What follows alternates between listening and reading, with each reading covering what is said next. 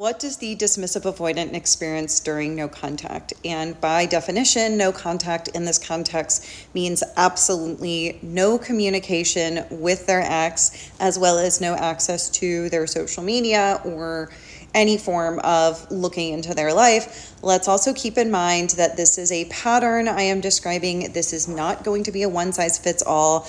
I cannot say that this will be your experience with your dismissive avoidant, so please take this with a grain of salt. To understand their experience, we must remember that a dismissive avoidant feels safest when their nervous system gets dysregulated to lean into self and self-soothe and self-regulate, not to co-soothe and co-regulate.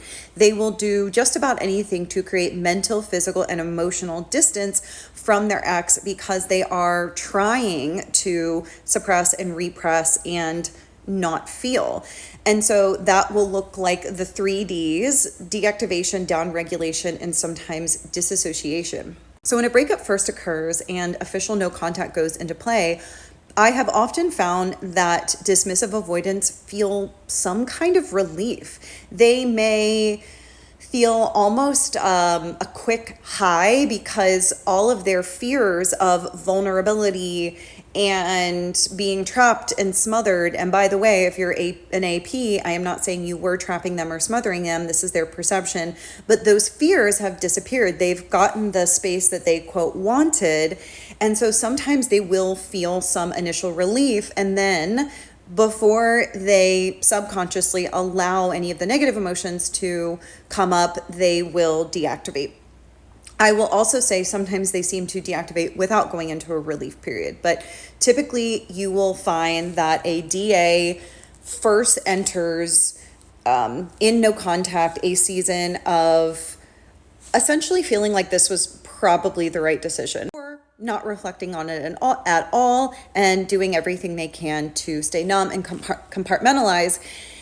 And by the way, if anyone tries to tell you that there is an exact timeline for how long a DA stays deactivated and when they're going to reach out to you, I would highly, highly recommend taking that with a grain of salt. That is usually a sign of clickbait because no one knows. Again, there may be rough patterns, but in my experience, it can very much vary according to many circumstances. One of the primary tools that a DA will use to successfully deactivate for a period are called creature comforts. These are going to be low emotional stakes things, activities that a DA can employ in order to keep their brain distracted without having to bring up that Pandora's box of vulnerability. This can look like all different kinds of addiction, whether that's with substances, gambling, workaholism is a big one I see with DAs,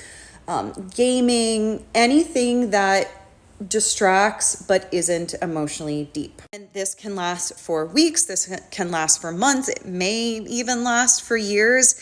It really varies. But what's important to understand is the trajectory of no contact is typically going to be behavior that in the breakup, and maybe if you do find out something about your DA's experience post-breakup seems really cold, robotic, clinical, like a totally different person, it can feel very scary to their ex. And then often, eventually, I'm not going to say always or never, but often, usually at some point, there will be a catalyst for them to start to activate again and for those feelings to come online, to shift from their sympathetic fight, flight, freeze, fawn, which for them is mostly freeze and flee, to their parasympathetic rest and digest nervous system state.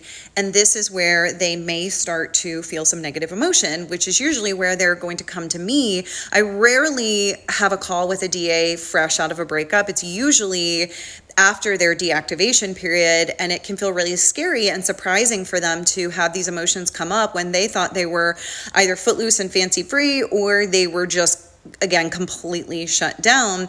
And it can also bring up a lot of panic and even some of their shame wounds. So I'm going to stop there, but what I'm going to say before I end this is the main reason that people ask me what the DA's experience is that they want to predict when the DA is going to reach out to them. Sometimes they want to reconcile and sometimes they don't, but what is most critical is to know that if they do not do the deep systemic work to rewire their programming and their nervous system, you getting the text or the call from them, as good as it sounds, as delicious as it sounds, it's not going to give you what you want. And in fact, it will probably lead to more pain. So let me know if you have any questions and we can go from there.